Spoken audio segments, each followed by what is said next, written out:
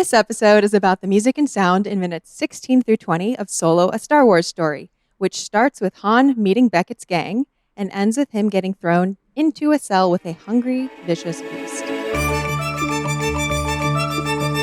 Hello there, and welcome to Star Wars Music Minute, where we celebrate the music and sound of Star Wars 5 cinematic minutes at a time. I'm Chrysanthi Tan, you can call me Xanthi, and today is all about minutes 16 through 20 of Solo, a Star Wars story. I'm so excited to have Darth Choco returning to the show. Yes, thank you so much for bringing me back. I had an amazing time last time and really appreciate it. So I'm happy to come on to talk about all of the films at any point in time. So yeah, I'm always here. Yeah, last time you had The Last Jedi, but it was like toward the end of the film. And so now we're toward the beginning of the film of this one. So the conversation will be more of an Act 1 conversation rather than an Act 3 conversation. Which means there's a little bit, less meat coming up behind it, but that's okay. But there's a lot of firsts. Yes. A lot of establishing characters and establishing relationships. It really is different how it's interesting how the conversation develops over the course of like getting to know characters, being in different parts of their arc. Yeah, especially because Han really doesn't even know who he is at this point in time. Like, literally the last scene he got his last name, so he's still trying to figure things out. And yeah, that's one of the things I appreciated about this scene in particular is it shows that he is not some wide-eyed kid that will be led. He's always thinking and always putting pieces together. Do you feel like he is like how Han, as you knew him before seeing this film, like how actualized do you think he is in this at this point? I think this actually shows his kind of heart of gold. Like, he wants to be part of a crew, but at this point in time, he's just always getting yanked around by someone or another, and you can see why you would get soured on the idea. So I did think that they did a good job with this, and plus, just in general, overall, I do enjoy this movie. It's a fun adventure film. I'm glad. I'm glad. It's this movie obviously is very hit or miss with people in the fandom, and I think it comes down to like how familiar or how much people like this kind. I don't know if genre is the right word, but this sort of story to begin with, since there's no Jedi in it. So it kind of without that, it sort of it maybe leaves some audience feeling like it's not what they expected from Star Wars, but other parts of the audience that maybe preferred like these parts of the stories maybe like it even more. I don't know. It's kind of a palate cleanser for me. Like, I can turn this movie on anytime in the background and like do other stuff, and it's great. It's also like the first swashbuckling Star Wars film where it's just like there's just always something happen, always jumping from one place to another, and there's not a whole ton of quiet moments. Plus, it just has kind of that humorous and lighter tone. It's not carrying the momentum of one whole trilogy or two whole trilogies or three whole trilogies. You know what I mean? Like, it's not That's carrying true. that weight. I can't put on like The Last Jedi in the background because then I stop whatever I'm doing and I'm sucked into the film, and then I get sad, and it changes your day. This doesn't happen with this film. It's interesting you say that because John Powell, the main composer for this film, is not like he is not a big Star Wars person. He prior to going into this film, he was, of course, a big John Williams person, like really deep into John Williams's work, but not necessarily like the deepest into Star Wars. However, he does know a thing or two about scoring like heist movies, and to him, this felt like a heist movie, and Mm-hmm. he sort of approached it that way. Like he scored The Italian Job, and he felt like this kind of reminded him of that a little bit. Oh, I didn't realize he scored The Italian Job. I love that movie. Well, there you go. it makes sense, and I actually appreciate that. I feel like if you are very into stuff, kind of like what you said, there's no Jedi in this movie. I feel like Star Wars as the mainline stories are heavily driven by the Force. And if you have something that is devoid of the Force, I think we should feel that. It should feel different and separate and have those like ethereal force feeling moments only show up when applicable. Otherwise, it ends up being kind of watered down. We kind of get that in The Mandalorian, and you don't get that feeling until Grogu starts doing something weird. But other than that, you're sitting in a Western. This in particular, this the section that we're listening to kind of has that the military march with the it just has that sound, but they play around with you know the tone of it going from serious to lighthearted back to serious, and in and out of those without doing any of the force feeling stuff. Yeah, the music, like the way that the Force is portrayed musically is very different. It's distinct. And I'm glad. I like to see it like remain distinct. Yeah. Let's actually listen to the beginning of this set of minutes, get a little into it, and then I'll share a little bit about what I know and we can react to it.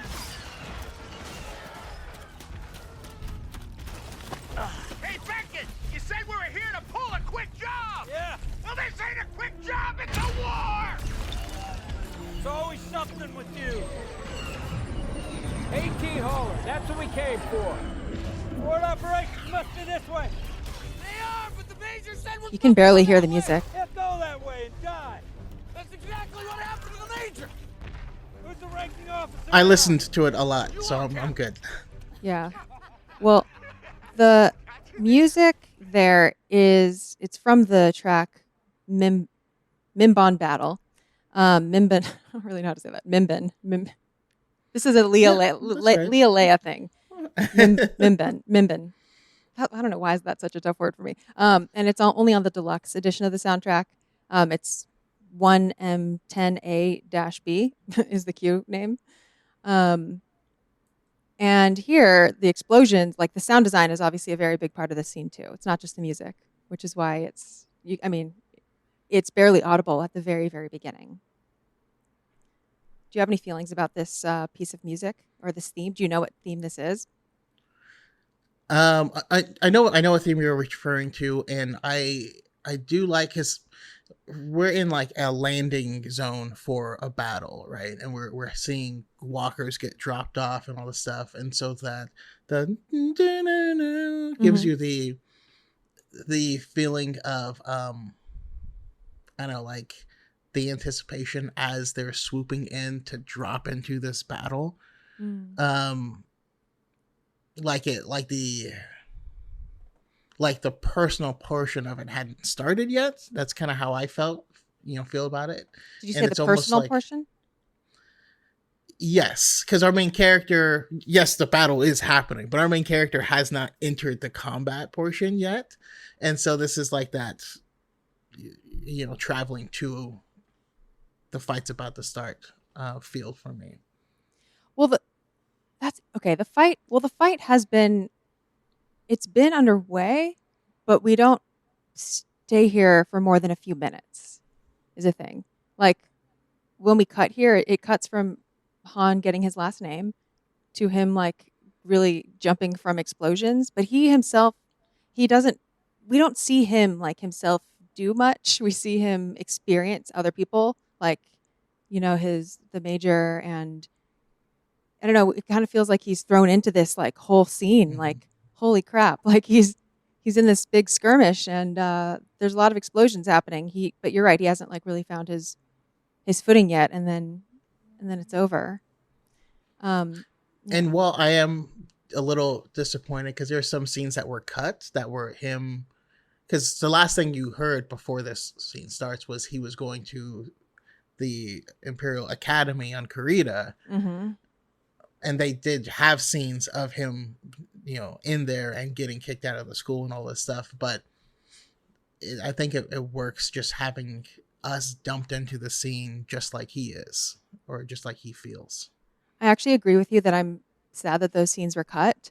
Um, I mean, I read the novelization and it is like in there, and I'm sure you have too. And I'm I'm kind of a sucker for any sort of training, like any glimpse of training that we see, no matter what, like whether it's like Jedi or like, I like seeing more with how people got to where they got rather than just like seeing flashbacks and then seeing the current, you know? I like seeing that. I get that it's harder to maybe work into a story or into a film, maybe, or maybe it takes up too much time, but I like it. Yeah, I like it, and that's it works super well in a book. But I see the thematic of like this is going to slow down the pace of the story. Um, visually when we only have this much time to play around with. But yeah, I agree. I always want to see those in between scenes of like we're here, we cut to here. What what happened in between? Mostly because in my mind those scenes are super awkward, and I think that's hilarious. Yeah, they are.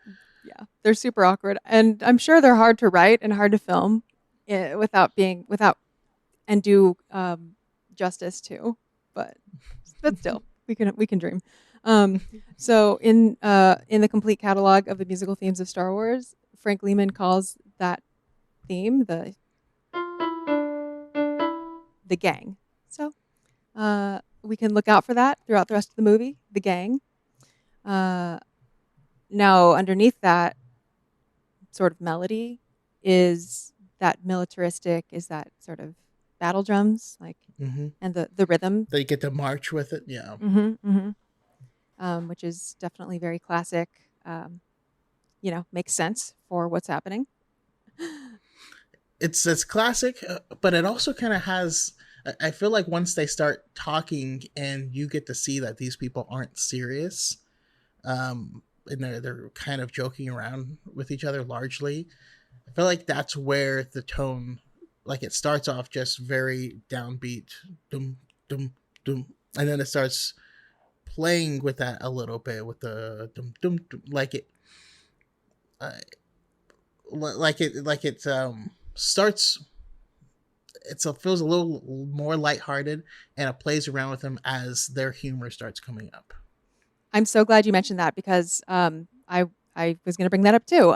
Where it starts to feel more like a modern, like this feels more John Like it's Powell here. It like I this doesn't sound John Williams at all. Like mm-hmm, that this part, like I feel more of the comedic beats coming through, and also it might just be um, not just a change in the music, but also the film itself is not just. It's not like the only thing that has changed is the composer. There are a lot of things mm-hmm. that are different about this, and the whole exchange and Beckett himself also, and just Han. I don't know, their interactions are so are so funny in a way. Um, so I'm going to actually play where that ends out because on the track the Mimban Battle, Mimban Battle. Um, the beginning of the track, which started in the last set of minutes, is this really it starts with the Imperial March. Actually, it starts with the Imperial March Mm-hmm. with these like strings on top, and it's really really terrifying. It's actually like a really terrifying, scary like beginning of the cue, and the end of the cue, which is where we are right now. How it fades out at the end. That's when it starts to get more funny, and you can tell that there is like talking happening over it. So I'm going to play a little bit of that so you can hear, because then we're going to do a little bit of a time jump. Um, so.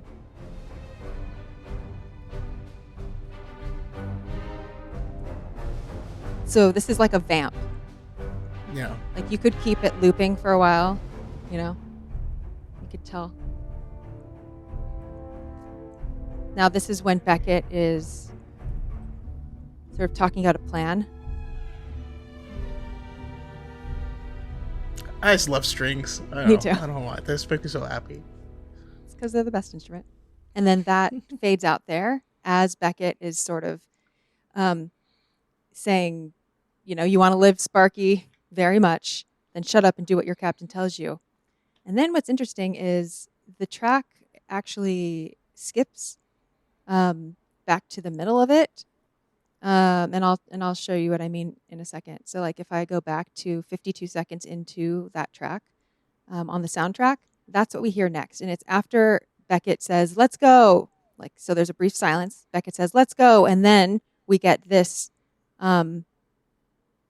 little battle cry.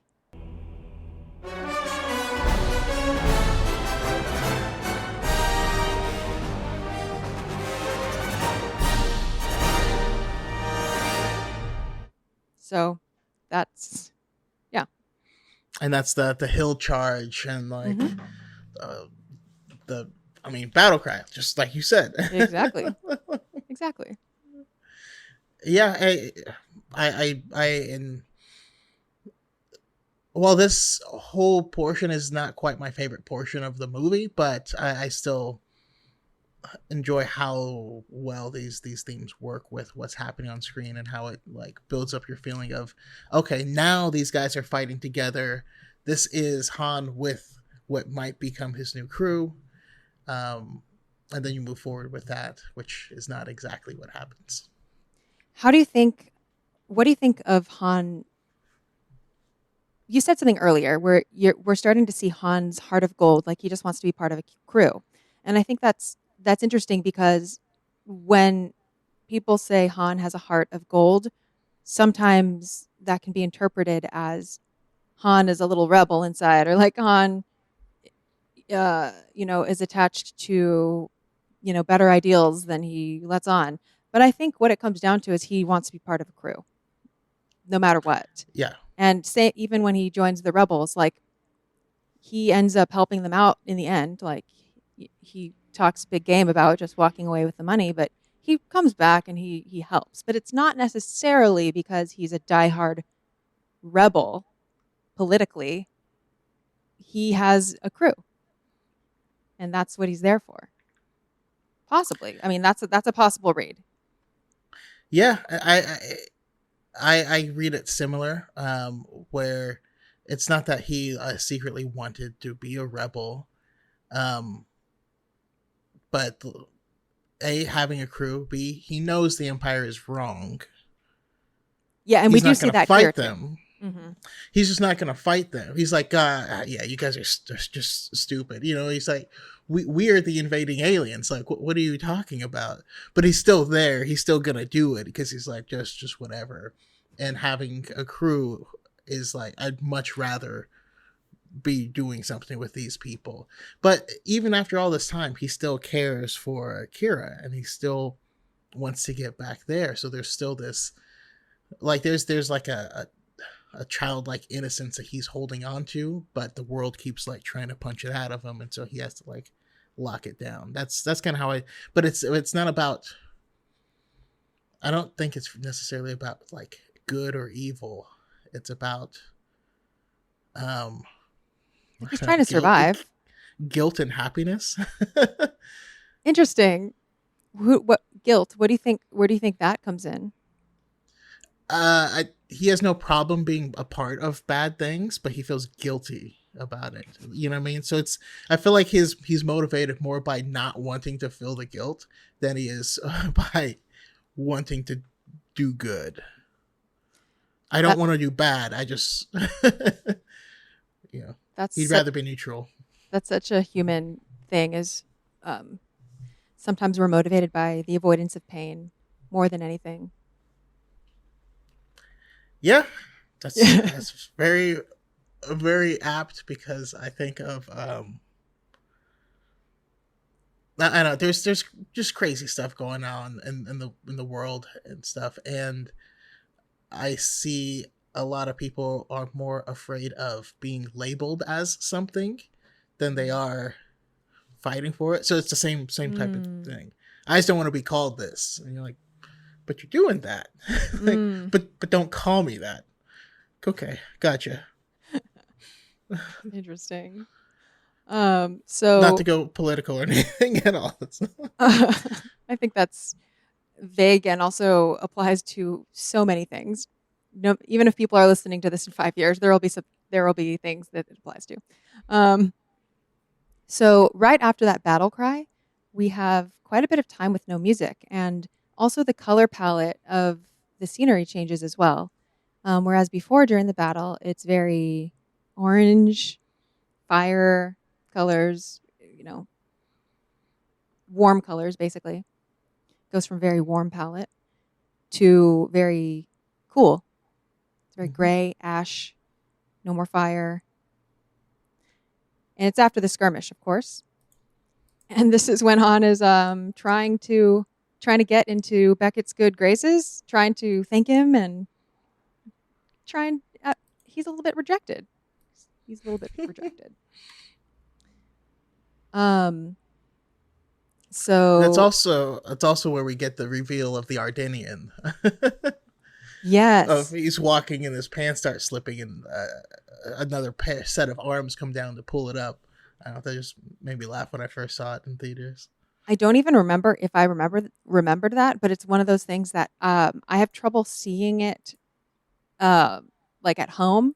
And I think it's because also in general it's shot so dark that I feel like it takes a really good monitor or takes a really big screen or something or paying really close attention to make out details sometimes. And that is one thing about this movie that I struggle with. Yeah, it is a little difficult here, but as a lore person myself, I'm always like picking out like, okay, what model walker is that? Like stuff no human really needs to know. So what model walker is this?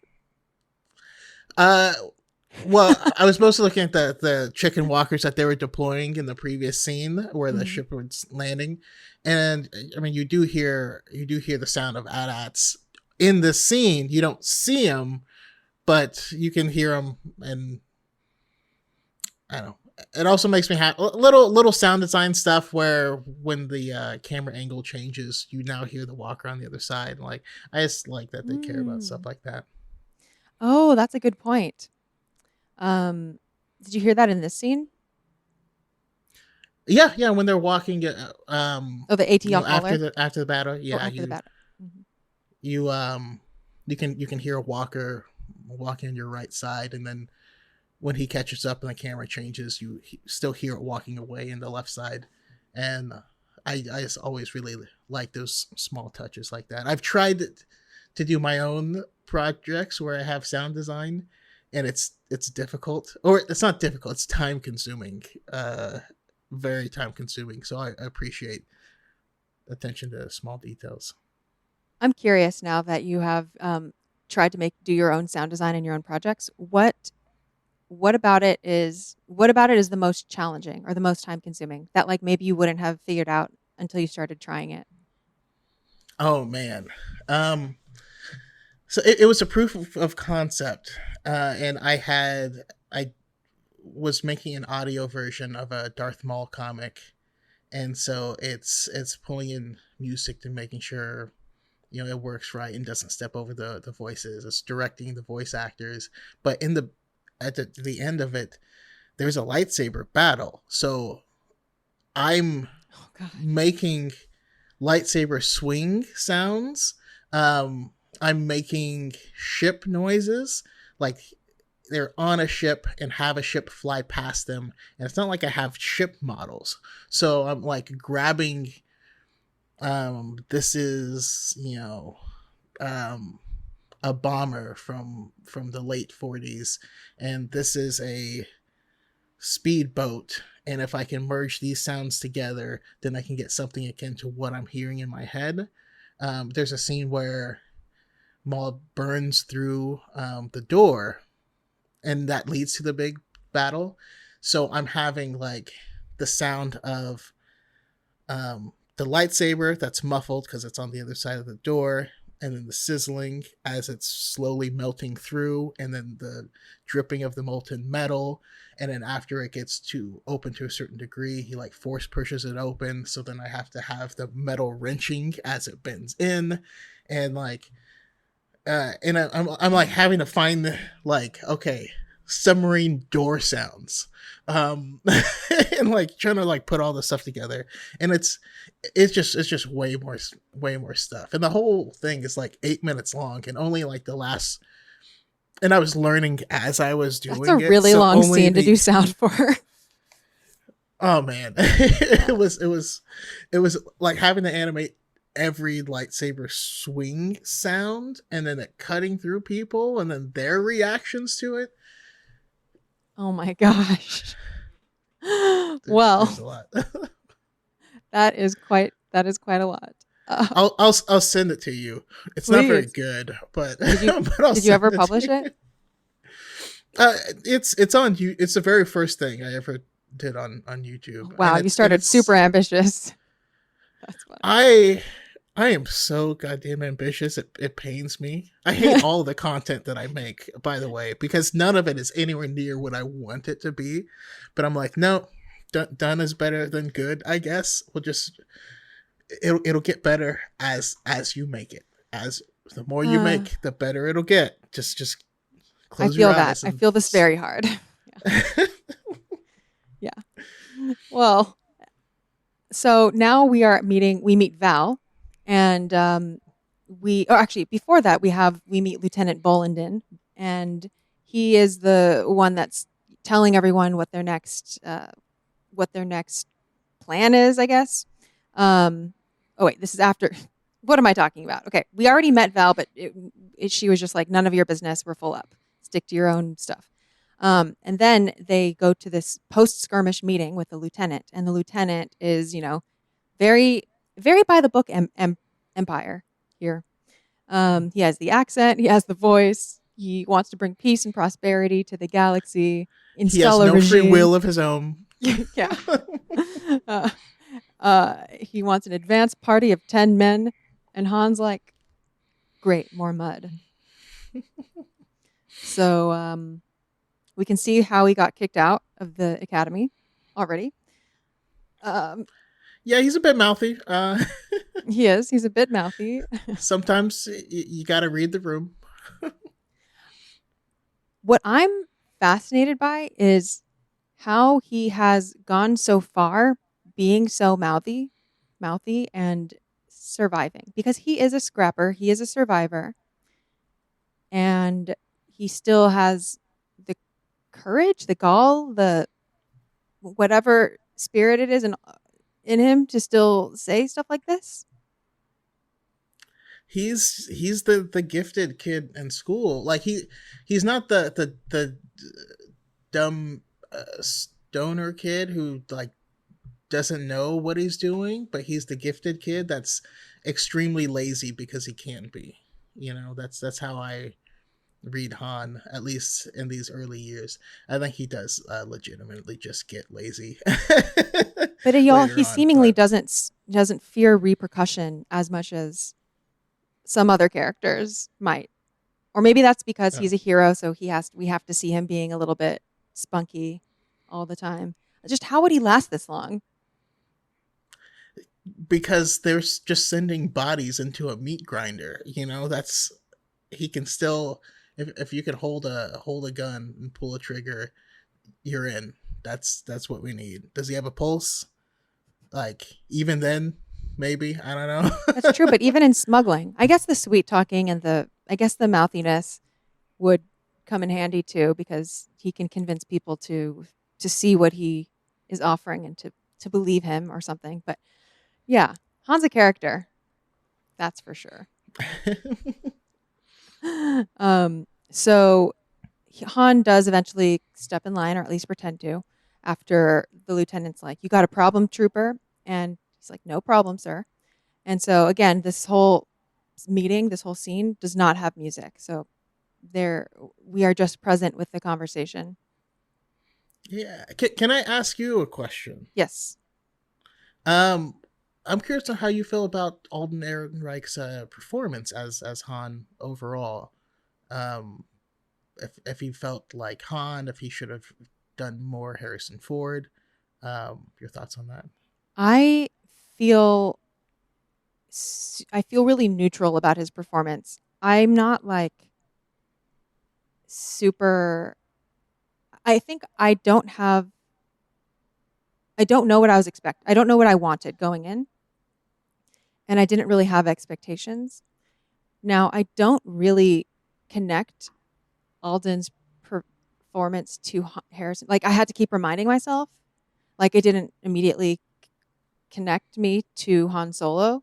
It felt like a different person to me, or but some lines and everything did like there were hints of him reminding me of Harrison Ford or of Han Solo, but I'm not really sure I seamlessly connected that Mm-hmm. personally. Now did I did more easily connect Lando though. Yeah. What do you Yeah, I thought what about I thought you? he killed it. Um, yeah, for me, I think his physical acting I thought was actually perfect for like a young Han, because there's some scenes where he's talking and trying to show his bravado, but you can kind of see the facade, underneath, Mhm. and I can definitely see it uh as someone that's younger and less sure of themselves, but will grow into that. But then there are other things like the voice and stuff doesn't quite match up for me in the way that I Yeah, would want.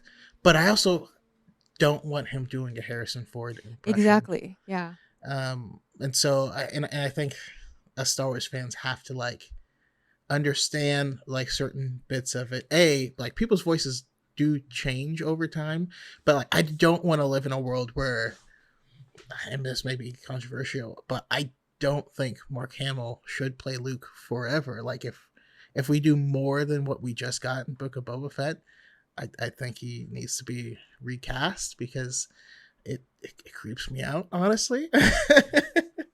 um, but also we need these characters to be larger than the actors that portrayed them. Yeah, it's really tough. I agree with you about like certain mannerisms, and especially physical things about the performance felt like like it did like it was checking boxes for me. Like Alden's performance was checking off Han boxes for me, but just emotionally, it just somehow didn't connect. And Mm-hmm. maybe it's a voice thing because I think the voice is. I think what we hear is almost more important than what we see sometimes. And I think that is, I think it's something that we don't realize. But I mean, I know for sure there have been like studies on, people making videos, like whether it's better to have better audio quality or better video quality. And hands down, like it's better to have better audio quality. It's number one. Like, but, and I think that's also why for me, the Boba Fett Luke didn't work. It didn't work for me, not because of the way that he looked, but because of the way that he sounded. Um, um, but yeah, it is hard. I think maybe why Alden's performance didn't feel as believable for me, even though it was believable in my head, just not in my heart. I think it's maybe because he looked a little bit too young, like a little bit too. There wasn't enough of an age gap between that Han Solo and Harrison Ford's Han Solo that I think someone would change that much. I feel, Mm. and I'm not sure if there was a bigger age gap for Lando. I feel like Harrison Ford maybe I'm saying something wrong, but like Harrison, or maybe it's because we see Harrison Ford so much in the original trilogy. But Harrison Ford seems like his character was, or is he younger? Is Harrison Ford younger than? Um, I'm not actually Harrison sure. Ford was like, I want to say the character was like 32 or something like that. I apologize. There's a A Formula street. One race Oh, happening outside. oh, No, they sound like they don't sound like normal cars. That sounds they like don't.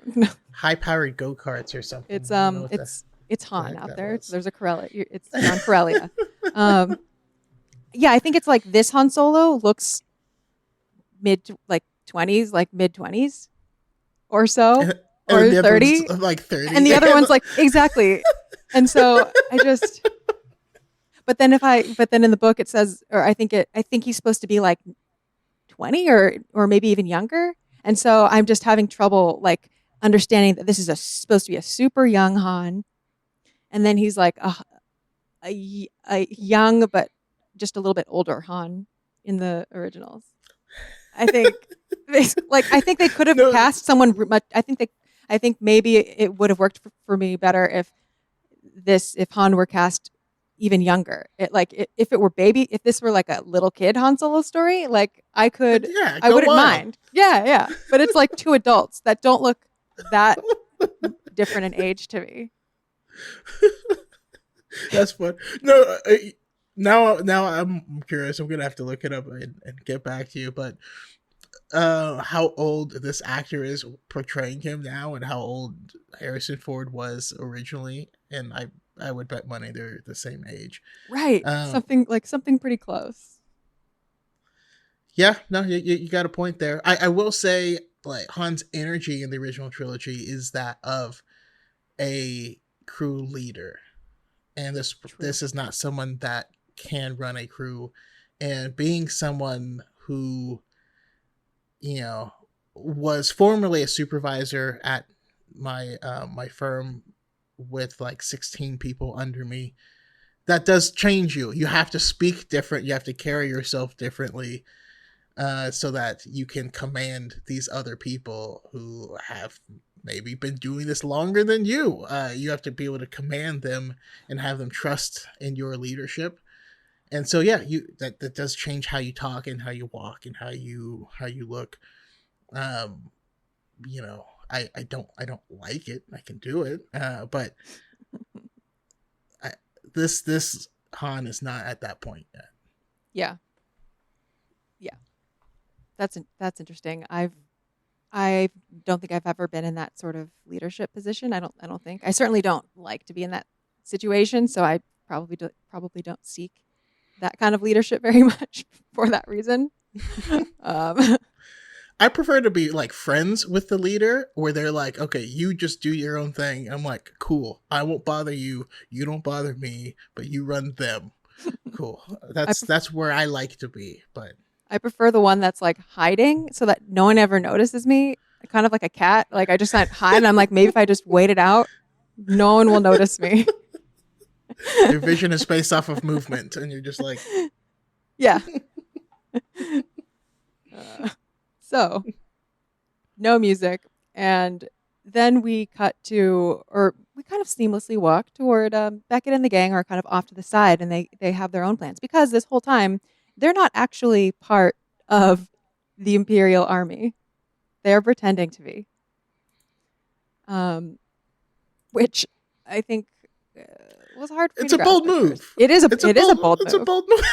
It is a bold move, and Beckett in a way is kind of like Han in the future.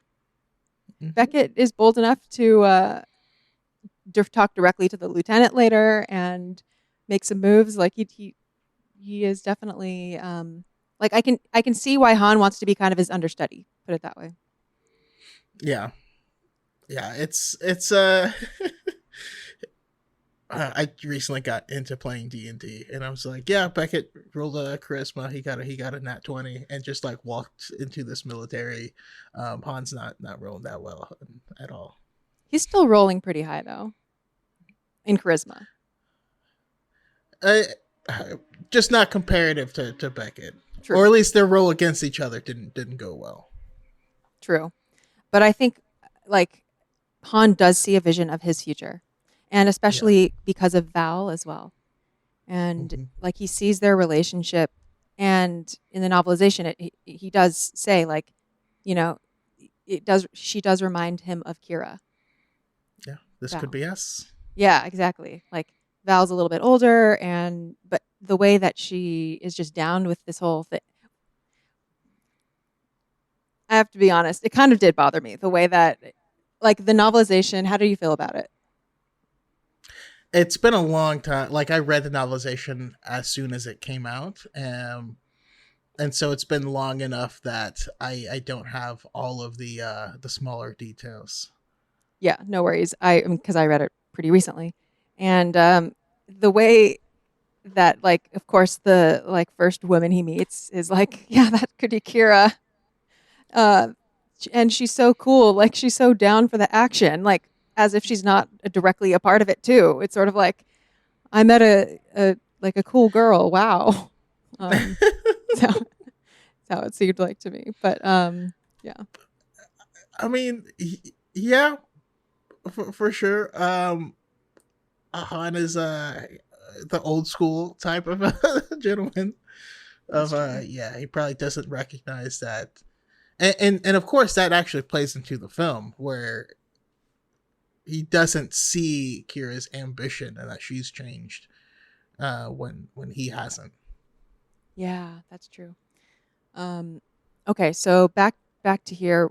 The Beckett says a word that I'm not actually sure what they mean in this context. He says, "Looks like they're running sorties every 30 minutes," and I don't know if they mean like the type of thing that you see in train stations in France. Sorties. Do you know what that means? That I don't know. Okay. I heard the word and I just assumed it meant my natural assumption was that there was that's there are ships that are coming in and out, meaning we can grab one Oh, within this time frame without it being missed.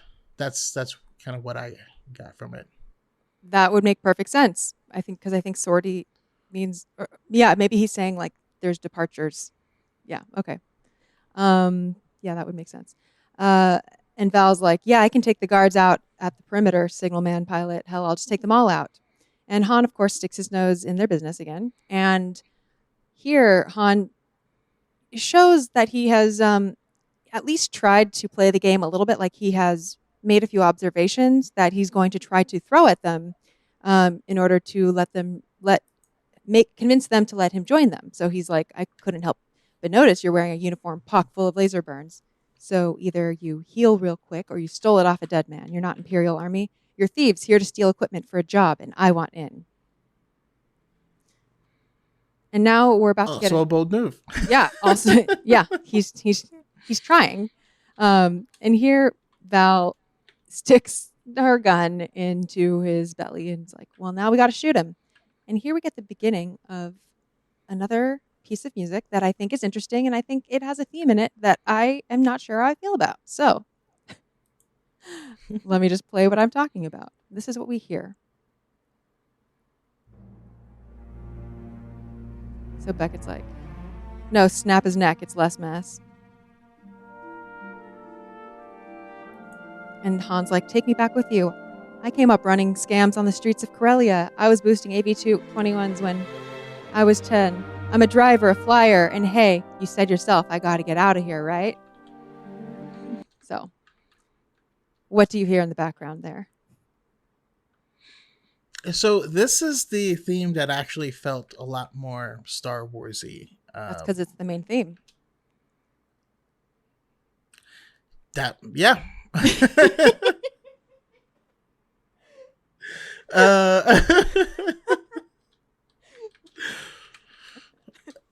uh, but Yes. for there, this is it's very call to actiony. Huh. Okay, say more. Um, this is the this is Luke telling Uncle Owen like, no, I can go and join them, the Imperial Academy and like get off this world. Like it's that I want to get out of here. Feel at Mm-hmm. least that's where I go with it. Yeah, it is the dreaming of something bigger, but still being kind of stuck in the small version of his life. Like not. There's also a bit of looking back too, because I mean here, of course, this is the main Star Wars theme, but it's slowed down. So it's like, okay, so it goes, um, that's the How did I beginning of the not track. pick up that as the main It's theme? As soon as you slow. said it, I was like, oh, yeah. It's slow. It goes.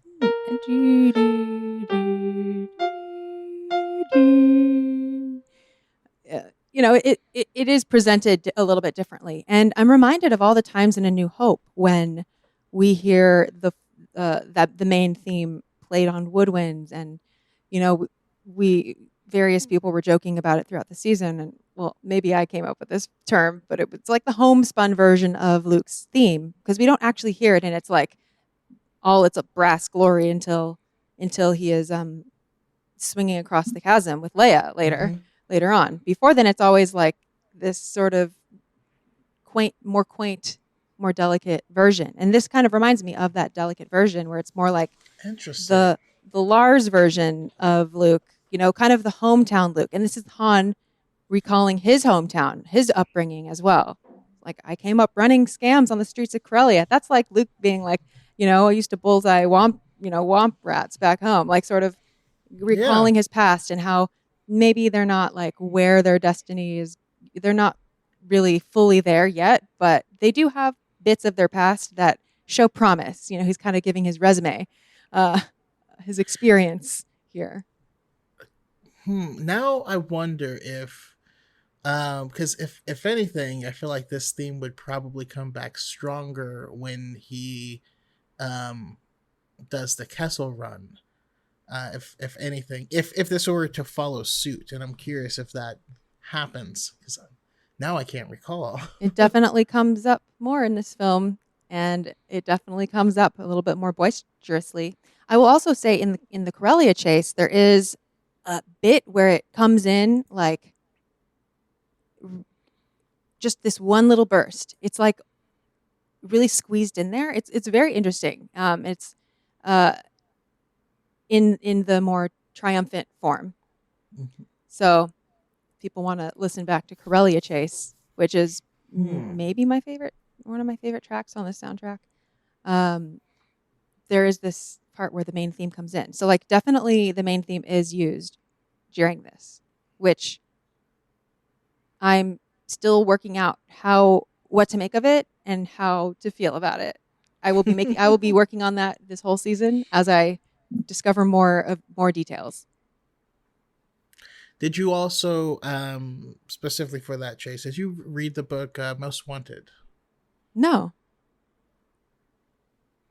I don't know how much it might affect or change things, but since that's early in this movie, that's closest to. So the book Most Wanted, What's the prequel? um, Like what's the what series is it part of? it's a prequel to Solo, the movie, Oh, oh, okay. and so it's a young Han as as a white worm. It's him and Kira coming up together. They have a friend that's a Rhodian, and they have this like adventure. This is an early attempt of theirs to get out of the life that they're in. Oh, okay. That's interesting. I would be interested to read that. Um, yeah, Is Most that Wanted. is that Carson? No, Ray Carson did the novelization. Um, Okay, I'm gonna look that up. Um, White Worm Han for some White Worm Han adventures.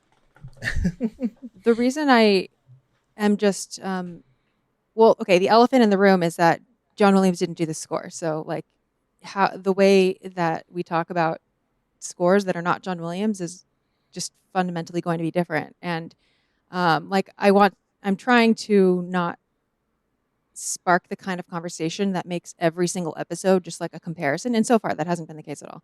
But just in case. but if I'm picking up what you're putting down, it feels weird to inject something that has John Williams DNA, but not, but it's not his music. Yes and no. Like because John Williams uh, co-compose like John Williams wrote Han's themes for this movie.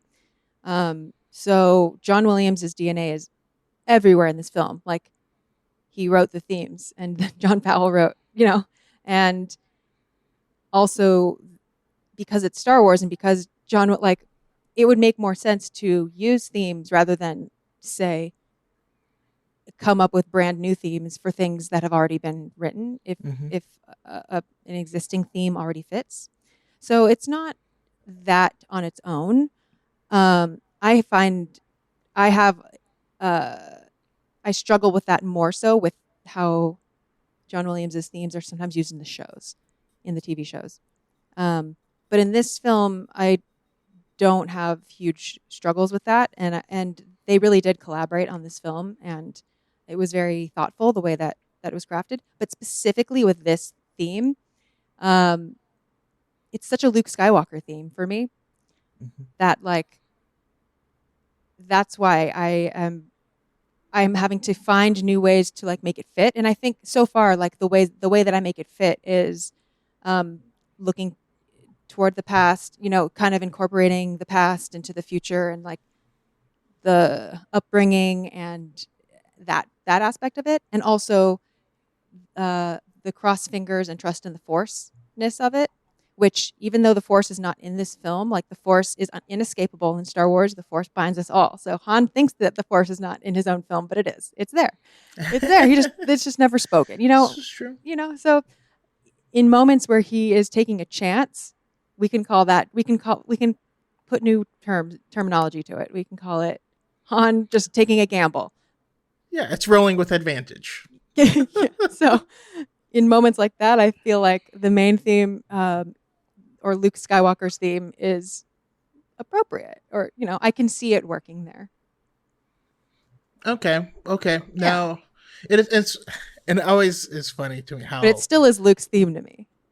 Yes, but like once you can rationalize a reason behind it, because it's very much Luke's theme, but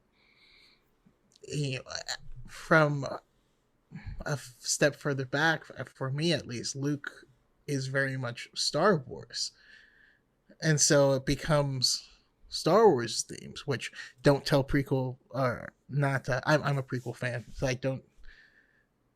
There's because of the era that I jumped into Star Wars, which is during the special editions coming out. And this is all we had. This is the entire thing is Luke's story and then a backstory up to that point. So while it is very much Luke's theme, to me, it's also very much Star Wars theme. It's very much the hero's journey theme told through the lens of Star Wars. So I can see it, at least I can logically rationalize it working for Han in this context because he's, I started out by calling it the Call to Adventure theme. I guess I had already thought about it without knowing that I was thinking about it. But, he has not become the hero yet. And so it's still but does he be become like the a hero? pale.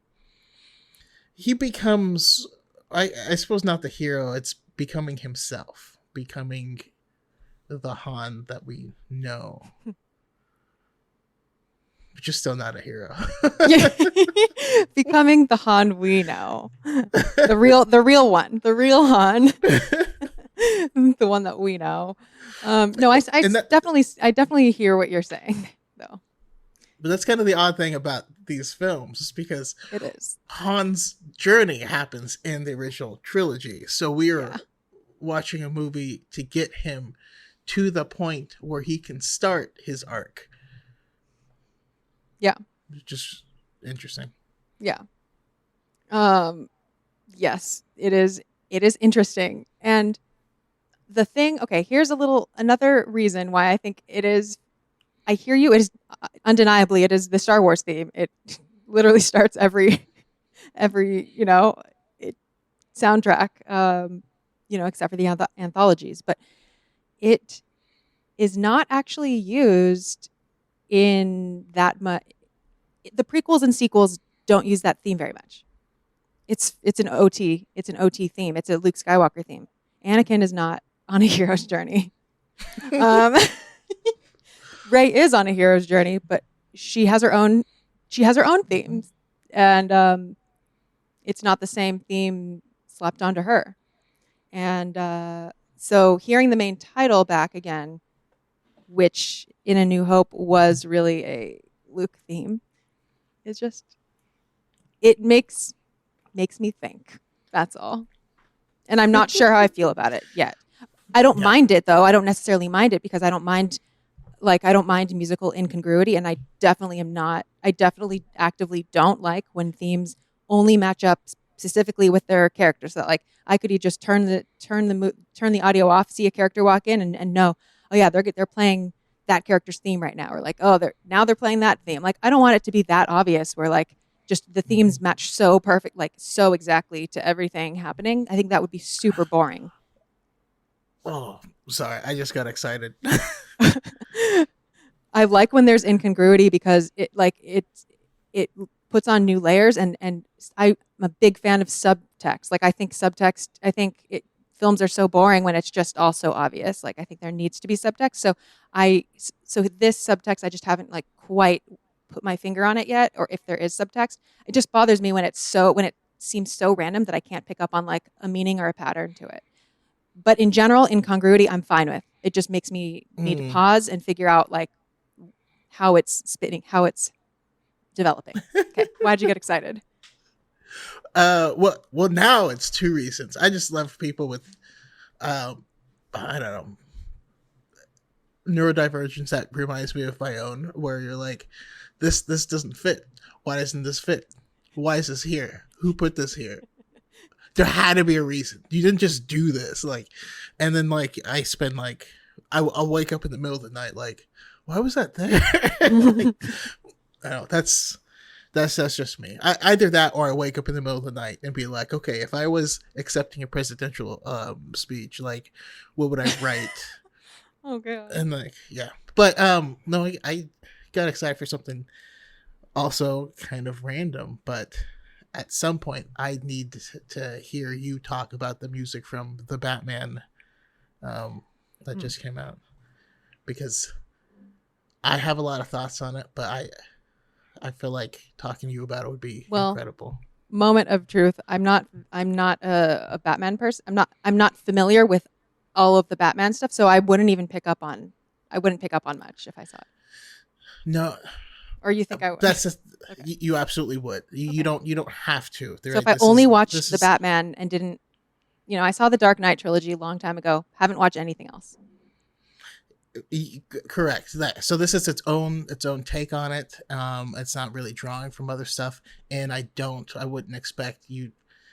Like, I don't notice ties to other Batman properties musically, but the way the music of that film gives us it does give us little elements of that feel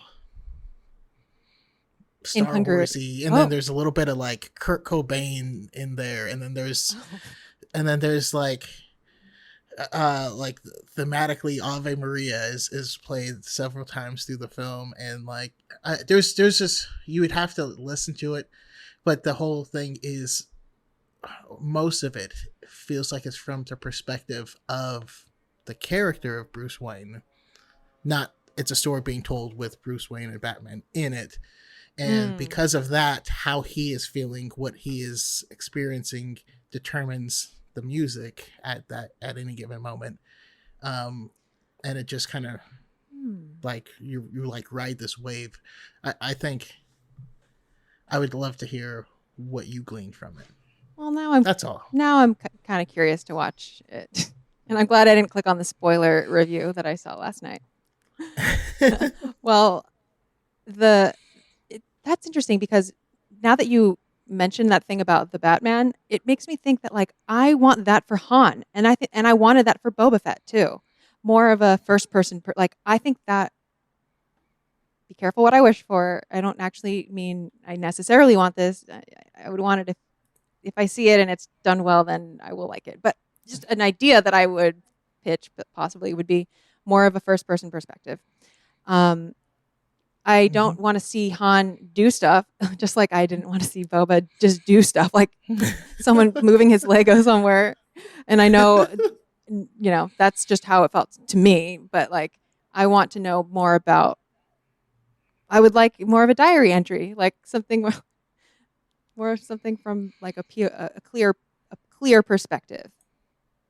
I feel like Han is a little bit opaque, even though we see moments of I know that he cares about stuff. I know that he cares about Kira. I know that we see him get burned and we see him struggle for things. It's not that I'm missing like struggle. I'm just missing. I think I'm missing something though, something personal. Yes. Okay. Yes. 1,000 times that. Yeah. It's watching someone's go through their journey versus being them and experiencing their journey. And if that's how you feel, I actually think you would really like The Batman. There are parts of it that feel like the documentary of montage of Heck, the Kurt Cobain thing, and like you are watching him write in his diary and seeing some of those words like that happens. That's like that's my favorite style of something, and like my own music even is like, if I were to describe what my own personal artistic output is, it's like my music is like reading diary entries out loud and having strings playing. That's kind of what I do. Is like some of my music is like I started as voice memos that I recorded myself, and then I build like a experimental like song out of that or something. And growing up, I was a sucker. I've said sucker twice in this episode. Interesting. Yeah, vocabulary words. I need to go back to the drawing board a little bit. For those Star Wars books that were like diaries, like Darth Maul's diary, and things like that. I feel like there were, and also in the Rogue One novelization, Mon Mothma has like her own, her like the transmissions. Like those are my favorite parts, where it's like reading and you know that I love the Thrawn books, and the Thrawn is like, it's like diary entries, like is like the first one. Yeah. Oh man, that's interesting. The lyrics from an old song from the band Brand New, which I know now Jesse Lacey is problematic, which we shouldn't have been surprised now that I think about it. But he says, watch me as I, oh my goodness. Now Brand New? Watch me. Yeah. The band was called Brand New. Emo band, early 2000s, but watch me as I cut myself wide open on the stage as I'm paid to spill my guts. Is the feel of what you were just saying. Because that's what it is. It's yeah. Yeah. Give us a little diary entry, Han. Like Dr. Afra did it. Dr. Afra, anyway.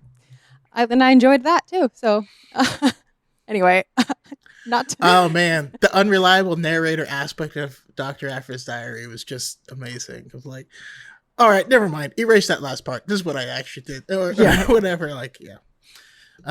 Anyhow, I appreciate that in general. So about that's actually the unreliable narration of Dr. Afra is present in every Star Wars media, whether it's like a diary or not, which is why like I think it's interesting, and I take it with a grain of salt when people use what characters have said as canon fact, because it's what that character believed. It's what that character said. Exactly. Yeah. It doesn't mean it happened that way.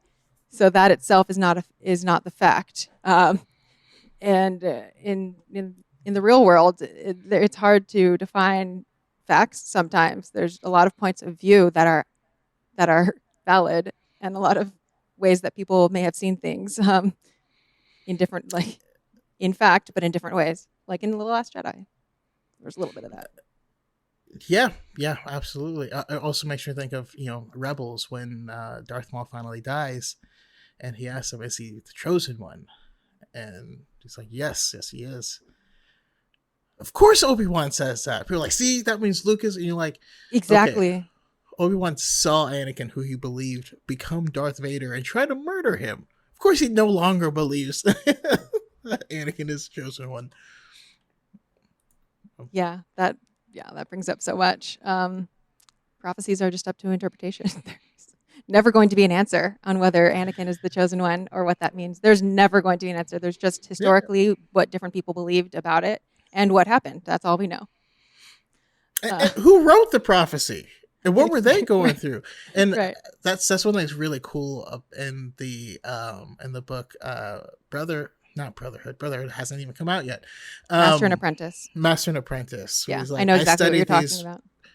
because it takes me to the era that these people wrote this and what they believed, and we can learn things from that. It's one of my favorite quotes ever. That was one of my favorite quotes. That was like, oh my God, I didn't need to study history now. Like, yeah. And in a way, like in these Star Wars stories where they really serve not really to move the main plot, but more to give us quote unquote historical background behind these characters, like Han, it's filling in those, it's taking us to the place of what people at that time believed to be true about the world. And that's how I go into movies like Solo, which I didn't enjoy it as much as the other, Disney era films, because it's just the genre, the type of movie it is not for me. And but I still enjoyed it as a person who loves learning about the world of Star Wars. Just to me, it felt a little bit more like a documentary, or just like something that I'm, enjoying because it helps me understand the greater picture more. Not necessarily as like its own encapsulated story. Like I wasn't like gripped by the plot. It's not the thing. It's the thing surrounding the thing. Yeah. So, that's about it for these. No, I forgot a big part after this. After this Blackmail track starts playing, which of course is when Han tries to blackmail them, and it really doesn't work. Han says, the lieutenant might be interested in you or whatever. And Beckett just one-ups him and is like, turns him in, basically. With the utmost confidence of just like, utmost officer, confidence. Come here. You're like, oh, man. Like, Lieutenant, we've apprehended a deserter. Take him. And don't believe anything he says. You're like... Yeah. And so the stormtroopers drag him, and we hear, feed him to the beast. And Han's like, the beast? Wait, there's a beast? And then... the whole Blackmail 1M11 track finishes out, and the end we hear this dramatic crescendo. Mm-hmm.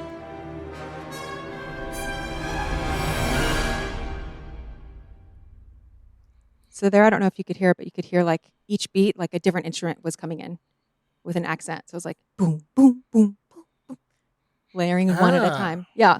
Let me play that again, because I think it's an interesting like orchestrational thing. Like really each beat is a new instrument coming in on an accent, and then they stay there. So by the end, there's like, I don't know how many, say 10, but they came in one at a time and then just sustained. Yeah. Yeah. So it's like...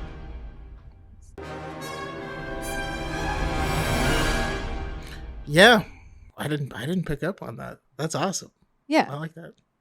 It kind of gives it like not only a sense of, because there are many ways to do a crescendo, like to make something louder. You could have everyone start playing at the same time, but everyone is softer, and then everyone increases in volume at the same time, and that gives you a very smooth, that gives you like a smoother crescendo. But this still has like the texture of, it still has like rhythm to it, because of the staggered accents.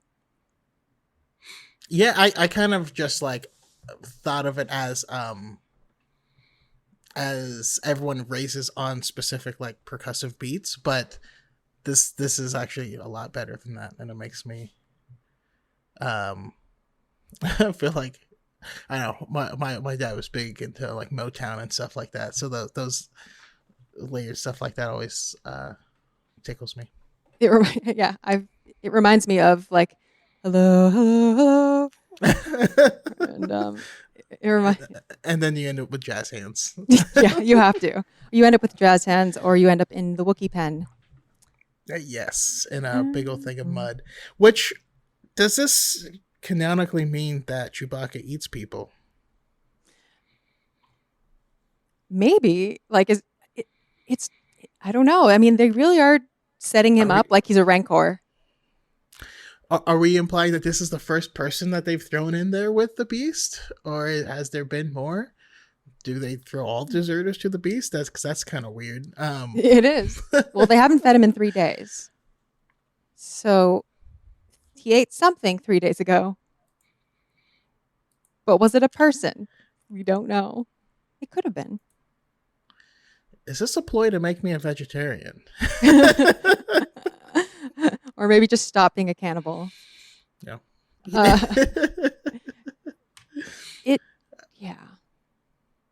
Well, we don't really meet Chewbacca here. This is just the end of the minutes is when Han is thrown in there and sort of like, wait, there's a beast, there's a beast. Yeah. And he gets shut in. And of course, in the next week, we'll see who it is. We'll see the Wookiee. And, but yeah, he really just is set up as a beast. Yeah, and I did think that that was a cool introduction, but I will let y'all jump into that next week. Yes, and the spoiler: Han and Chewie will have music. They will have music for their adventures, for their friendship. Indeed. So, is there anything else about these minutes, musically, sonically, sound effects, thematically, that you didn't mention? Um, I mean, seeing Han's commanding officer get blown up was intense. But no, other than that, it was a simpler scene that was driven more by outside factors than the music itself. Being in the middle of a war zone, and of course they understand the importance of also playing with quiet moments as well, and letting the music build up and fade out and have that natural ebb and flow. So yeah. What is your favorite part of the movie? Favorite part of this movie? Or like what you said this wasn't your favorite part of the film, but you did enjoy it. So what else? What was your main takeaway from the film? So I loved the scenes with the Cloud Riders, like with the Infus Nest specifically, but also any scene with Lando that's inside of any sort of bar. He just, I don't know. I feel like Donald Glover's energy. I mean, I've been following him forever, so his energy in playing the character, I thought, was just perfect. And while he didn't play him like Billy D, he felt very, very much like Lando. Yeah, I'm excited to get to the Lando minutes. And I'm going to be pondering what it is about his performance that made me believe a little bit more. It could really just be that we didn't see very much of Billy D. Williams in the originals. Like he is not as present of a character as Han Solo, obviously, and so it might be that this genuinely did flesh him out more. Whereas we already knew a lot about Han, so it'd be hard to unless you really gave us something super juicy and personal. It'd be hard. It's harder to flesh out Han because we already get his his arc. But Lando, we haven't seen much yet, so anything is like a learning moment for him still. Yeah, it's all, but I mean, on top of that, I just feel like he really hit his comedic moments, and he hit his, when they're sitting there and his ship hat got like an impound boot on it, and he's I don't like I think it. I don't this agree one with more. it, but I accept it. Yeah, he just, timing wise, the acting and just his energy, and I guess I haven't seen a whole ton of behind the scenes footage. They probably wouldn't show it because of the problems that was happening on set, but it just felt like he has great chemistry with all the other actors there, and I think that makes a difference. Definitely. Well, are you ready to move on to the Star Wars Music Minute Questionnaire? Absolutely. Awesome. Okay, it's the same 3 questions that I ask every guest. And question number 1 is, in exactly 3 words, what does Star Wars sound like?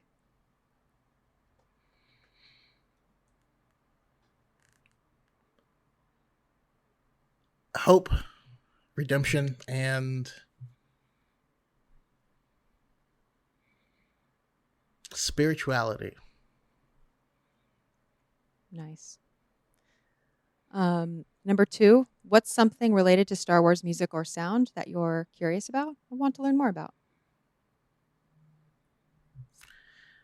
I've seen some of the Brett Bird stuff, but just the creation of the like the engineer aspect of it, where you do a sound for this doesn't exist. How do you decide what that thing sounds like? What it sounds like in space, in atmosphere? Like, I think that's fascinating. Someone else had an answer. I mean, a lot of people have said some variation of that, but someone phrased it as like, how do you go from like it doesn't exist to it exists? Like, you don't have a sound for it. It's not a real thing, but then it just somehow happens. Kind of like how stories happen. Like, how do stories just happen? Like, yeah, that whole mystery of making a sound come to life. That is not just trying to copy like a horse sound or trying to just, footsteps is one thing, but creating like a Wookiee is another thing, or something. Yeah, exactly. Yeah. And finally, what's a score or soundtrack that you're fond of besides anything Star Wars? I want to choose something different than last time. I'm pretty sure I know what I chose last time. I don't think I asked this question. I wasn't asking this question the first season, so you've never answered it officially. Oh, okay. Well, then I will go with my first answer. And it's mostly because of nostalgia. I used to snowboard a lot. And I would always play the soundtrack from the first Pirates of the Caribbean as I was snowboarding. And it's amazing. Carving through trees as like the main theme. And you feel so damn heroic. Like, I don't know. Nice. That sounds fun. Except I can't snowboard, so for me, I would only have to. I probably shouldn't put on heroic music for when I snowboard, or I'm gonna really hurt myself. Yeah, just max volume, and we're carving through trees, and it's dun dun dun dun dun dun, and you're just like trying to like jump off of things on beat and stuff like that. Woo. It's just, yeah, it's a lot of fun. I have a little bit of a bonus question. In this set of minutes, what would you encourage listeners to just pay more attention to the next time they watch Solo? Like, maybe it could be something we talked about or something we didn't talk about. Just like, yeah. Yeah, just pay attention to how the music changes in order to, like, it's musical ducking against comedy. Or it's the music understanding that this is marching up to this thing, and in this there's going to be comedy bits, so now the music's going to have a little swing, little jaunt to it. Okay, so now they're going to charge up the hill, so cut that out. And now it's a heroic charge, but that being able to account for conversation in such a thematic like music is really cool to me. Awesome. Well, thank you so much for coming on for your second guest appearance on Star Wars Music Minute. Where can people find you? Yeah. Thank you again for having me. Hopefully not for my last time, because I always have fun and learn a bunch of stuff here. But yeah, I'm Darth Choco on YouTube, Darth Choco on TikTok, Darth Choco 7 on Twitter, and that's probably all the places. I don't really post to Instagram anymore. But yeah, you can find me there. I also host the High Ground podcast. We just kind of pick a Star Wars related topic, and I bring on a bunch of guests to talk about that topic. And I've been on a couple times, so you could check those episodes out. Also, if I recall, you're a big Revenge of the Sith nerd. Yes. And I have that episode coming up soon. Oh, So if you might be inclined, I'm a big Revenge of the Sith person. So yeah, we should be able to make that happen soon. But yeah, it's a great time. It's live on YouTube Wednesdays at 5:30 p.m. Pacific time, and you can also find it wherever pods are being cast. Thank you again.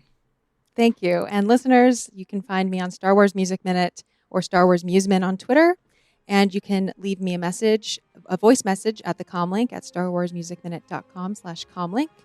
You can support the show by becoming a patron, or you can leave a review on Apple Podcasts or anything else of that sort. I actually think Apple Podcasts is the only place that collects reviews, so never mind.